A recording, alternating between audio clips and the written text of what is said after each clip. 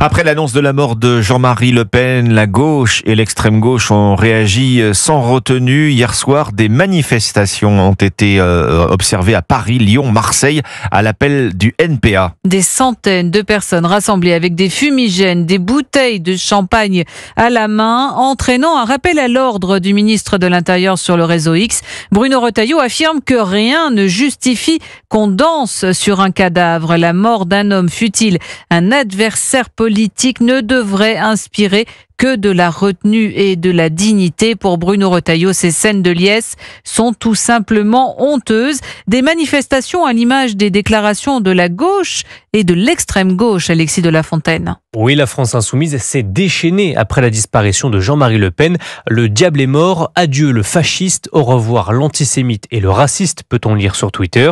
Le député insoumis Adrien Tlouet tente de justifier cette salve de condamnation post-mortem. Moi, je ne rends pas hommage à Jean-Marie Le Pen. Je pense qu'il va rejoindre les Algériens torturés à mort, y compris par ses soins.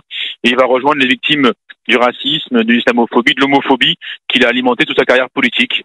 Donc c'est à celles et ceux qui le suivent de se regarder dans un miroir maintenant. L'ultra-gauche ne s'impose aucune limite dans cette période de deuil, comme l'explique Jean-Luc Mélenchon. La mort n'efface pas le droit de juger ses actes. Le combat contre ces idées continue, assure le leader insoumis, qui signe en même temps un hommage contradictoire à Charlie Hebdo.